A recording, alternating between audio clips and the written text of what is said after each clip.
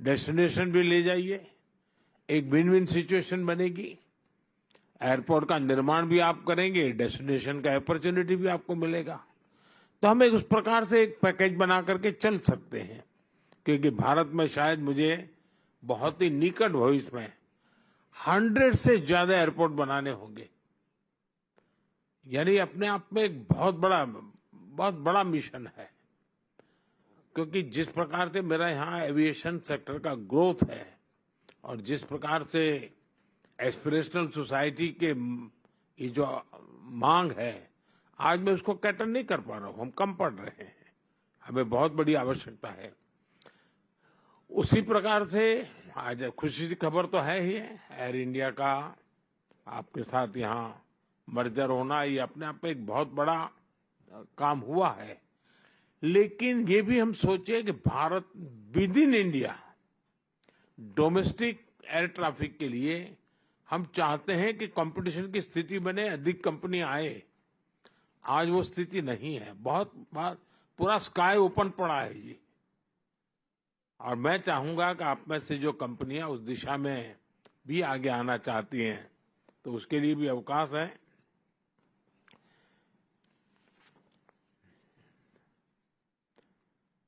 Energy sector में यहाँ पर काफी चर्चा हुई, ग्रीन हाइड्रोजन की, अमोनिया की। हमने पूरी दुनिया को एक वादा किया है और हम ग्लोबल वार्मिंग को जो चैलेंज मानते हैं, उसमें हम सिर्फ अपनी संवेदना व्यक्त कर करके अटकने वाले नहीं है, हम सॉल्यूशन देने वाले लोग हैं। और हमने 500 गीगावाट का लक्ष्य टारगेट किया है और 2030 तक मुझे करना है। और उसमें मैं न्यूक्लियर की तरफ भी उतना ही जाना चाहता हूं, हाइड्रो पर भी जाना चाहता हूं, सोलार पर भी जाना चाहता हूं, विंड पर भी जाना चाहता हूं। उसी प्रकार से हमने बायोफ्यूल की पॉलिसी बनाई है, उसकी दिशा में भी एक बहुत बड़ा काम। और आपने G20 समिट में भी हमारे जो आउटकम है उसमें बायोफ्यूल की बात आपके ध्यान में आई होगी। भारत उसको लीड करना चाहता है। मैं चाहूंगा ऐसे अनेक क्षेत्र हैं एनर्जी से जुड़े हुए, जिसके कारण ग्रीन जॉब की पूरी संभावना है। उसके लिए भी हम काफी इनिशिएटिव ले रहे हैं। मैं आपसे आग्रह करूंगा, आप आइए। हम देश में दूसरे प्रकार से भी एनवायरनमेंट को एड्रेस करना है, जैसे हमारी स्क्रैपिंग पॉलिसी। ये इतनी बड़ी अपॉर्चुनिटी है। मैं सरकार के सारे पुराने व्हीकल स्क्रैप करने की दिशा में जा रहा हूं। इतने बड़े देश में सारे पुराने व्हीकल स्क्रैप होना यानी इतना बड़ा काम है। अगर आपकी कंपनियां मान लीजिए इन्वेस्टमेंट करें या खुद इस दिशा में आए, और उसके कारण इलेक्ट्रिक व्हीकल का बहुत बड़ा नया मार्केट बनेगा। जैसे मेरे मन में है कि मैं मेरे देश की मेरी पहली प्रायोरिटी सारे एम्बुलेंसेस, जितने पुराने एम्बुलेंस हैं, उन सारे एम्बुलेंस को स्क्रैप कर देना और उन सबको नए, और वो भी हाइब्रिड इलेक्ट्रिक व्हीकल भी हो और हमारे जो रेगुलर जिस प्रकार का फ्यूल का उपयोग करते हैं, ताकि कभी एम्बुलेंस को रुकने की नौबत ना आ जाए। अब आप कल्पना कर सकते हैं हिंदुस्तान जैसे इतने बड़े देश में कितनी बड़ी आवश्यकता होगी पब्लिक ट्रांसपोर्ट। तो स्क्रैपिंग का एक ऐसा बड़ा क्षेत्र है, अगर आप वहां की कंपनियों को फाइनेंस की मदद कर सकते हैं और थोड़ा शुरू में, क्योंकि एक प्रकार से ग्लोबल गुड के लिए है, ये एनवायरनमेंट की दृष्टि से बहुत बड़ा काम है, तो आपके लिए एक बहुत बड़ा अवसर के रूप में। आप जानते हैं, मैं पहले भी कह चुका हूं, रिफॉर्म के क्षेत्र में मेरी सरकार बहुत प्रतिबद्ध है और हम रिफॉर्म हमारे देश की आवश्यकता, हमारे देश के भविष्य को ध्यान में रख कर रहे हैं, लेकिन हम ग्लोबल स्टैंडर्ड को मीट करने वाले रिफॉर्म्स भी कर रहे हैं। और रिफॉर्म परफॉर्म ट्रांसफॉर्म करके संकल्प को लेकर के हम चल रहे हैं। और जैसा गौतम जी ने उल्लेख भी किया मेरे लास्ट भाषण का, मैं तो कहूंगा हम रिफॉर्म करेंगे, आप परफॉर्म कीजिए। अवसर ही अवसर है और इसलिए मैं आप सबको, और आप जानते हैं जहां तक पॉपुलेशन के हिसाब से दुनिया में हमारा जितना है हिस्सा, पहली बार हम उस स्थिति पर पहुंचे हैं कि हमारे पॉपुलेशन का जितना परसेंटेज है उतना ही परसेंटेज, उससे +1 हम ग्लोबल गुड में कंट्रीब्यूट कर रहे हैं। यानी एक वैश्विक जिम्मेवारियों को संतुलित रूप से यानी निभाना, ये बहुत कम लोग कर सकते हैं जो आज इतना बड़ा भारत देश कर रहा है। तो मैं मानता हूं कि इसको आप आगे जाकर के अपने फायदे में भी कैसे बदल सकते हैं। आप देखते हैं फिनटेक ने दुनिया में, भारत के पास टैलेंट भी है, उसका लाभ तो मिलेगा, लेकिन भारत के लोग टेक्नोलॉजी के अडॉप्ट करने में कितने तेज हैं। आज फिनटेक की दुनिया में हमारा यूपीआई, फाइनेंशियल डिजिटल ट्रांजैक्शन, दुनिया में जितना रियल टाइम ट्रांजैक्शन होता है उसका 50% अकेले इंडिया में होता है।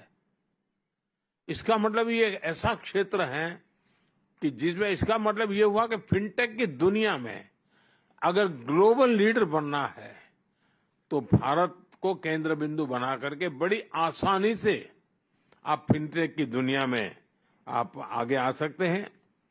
स्टार्टअप के अंदर हमने काफी रिफॉर्म की है। इस बजट में भी हमने स्टार्टअप को काफी रिलैक्सेशन दिए हैं। भारत में Tier 2, Tier 3 सिटी में भी बहुत तेजी से स्टार्टअप ग्रो कर रहे हैं। 10 साल के भीतर भीतर हम करीब 10 साल पहले 100 स्टार्टअप थे, आज करीब करीब 100,000 से भी ज्यादा स्टार्टअप है। बहुत बड़ी मात्रा में ग्लोबली लोग इन्वेस्ट कर रहे हैं और सक्सेसफुल स्टोरी है कि बहुत बड़ी मात्रा में उसमें से यूनिकॉर्न्स बन रहे हैं। मैं चाहूंगा कि आपके यहाँ जो फाइनेंस के वर्ल्ड से जुड़े हुए लोग हैं, भारत के स्टार्टअप की दुनिया को अगर तराशेंगे तो उनके सामने बहुत बड़ी संभावना है। हम बहुत एग्रेसिवली सेमीकंडक्टर के क्षेत्र में जा रहे हैं।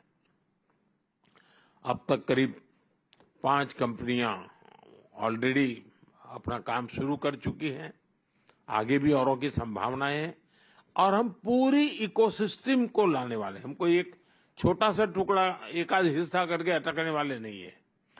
भारत के पास टैलेंट है। आज दुनिया में जितने भी चिप्स हैं, अगर उसका राइटिंग का काम है तो हो रहा है। सब बड़ी कंपनियों के रिसर्च यूनिट वहीं पर है। अब हम चाहते हैं कि हम खुद ही यहाँ पर उस दिशा में आगे बढ़ें, तो आपके लिए वो भी एक बहुत बड़ा स्कोप है। भारत में एक स्टेबिलिटी है, पॉलिटिकल स्टेबिलिटी है, लेकिन हम हमारी नीतियों में प्रिडिक्टेबल नीतियां लेकर के चल रहे हैं, लेकिन प्रोग्रेसिव पॉलिसी लेकर के भी चल रहे हैं।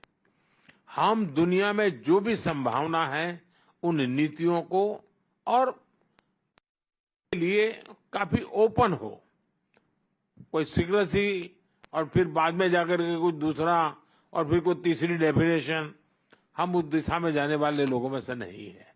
एंड एक ट्रांसपेरेंसी के साथ, पूरे कमिटमेंट के साथ दुनिया के सब लोगों को आ रहे हैं। आज मैं सिंगापुर में इतने बड़े महत्वपूर्ण फोरम में बैठा हूं तो मैं याद दिलाना चाहता हूं, भारत तो प्रगति कर रहा है, लेकिन भारत में जो सरकार है वो सरकार पिछले 10 साल में जो काम किया है उससे 3 गुना काम इस 5 साल में करने के मिजाज से काम कर रही है। वो विश्वास लेकर के हम कर रहे हैं। अभी मेरी सरकार नहीं हुए हैं, अंदर सिर्फ हमारे जो नीति निर्णय हुए हैं, शायद दुनिया के किसी देश में 5 साल में जो निर्णय नहीं हो सकते होंगे वो मेरे 100 डेज में हुए हैं। हमारी स्पीड है, स्केल भी आप कल्पना कर सकते हैं। सिर्फ हमने गरीबों के लिए घर बनाए, 4 करोड़ घर। अब ये यानी कितने सिंगापुर बन जाए, 4 करोड़ घर, यानी ये स्केल है। हमारे यहाँ करीब 100 सिटीज मेट्रो बनने वाला है। कितना बड़ा कार्बनाइजेशन बहुत तेजी से हो रहा है। बहुत तेजी से हमारे यहाँ ग्रामीण जीवन अर्बनाइजेशन की तरफ। अब अर्बन इंफ्रास्ट्रक्चर एक बहुत बड़ा काम है, नए सिटीज की हमारी जरूरत है, वो एक बहुत बड़ा काम है। यानी मैं कहता हूं कि स्काई इज द लिमिट वाली व्याख्या भी भारत के लिए छोटी पड़ती है, क्योंकि हम तो स्पेस में भी उतना ही काम कर रहे हैं। स्पेस में आज दुनिया में हमने जिस प्रकार से काम किया है और स्पेस को हमने ओपन अप कर दिया है। मेरे यहाँ पॉलिसी में अब स्पेस को हमने सरकारी एक इकाई के रूप में नहीं रखा है, इसको हमने ओपन अप किया है। आज सिर्फ स्पेस में मेरे यहाँ 200 से ज्यादा स्टार्टअप्स हैं और 22-25 साल के बच्चे खुद अपने सैटेलाइट लॉन्च कर रहे हैं। यानी आप कल्पना कर सकते हैं कि कितना तेजी से विकास हो रहा है। और इस विकास की यात्रा में मैं आप सबको भागीदार बनने के लिए निमंत्रण देता हूं। मुझे बहुत अच्छा लगा, आप सबने समय निकाला। आप में से बहुत से साथी हैं जिनको कभी न कभी मुझे मिलने का अवसर मिला है। कुछ लोगों से सामूहिक मिला हूं, कुछ लोगों से व्यक्तिगत मिला हूं।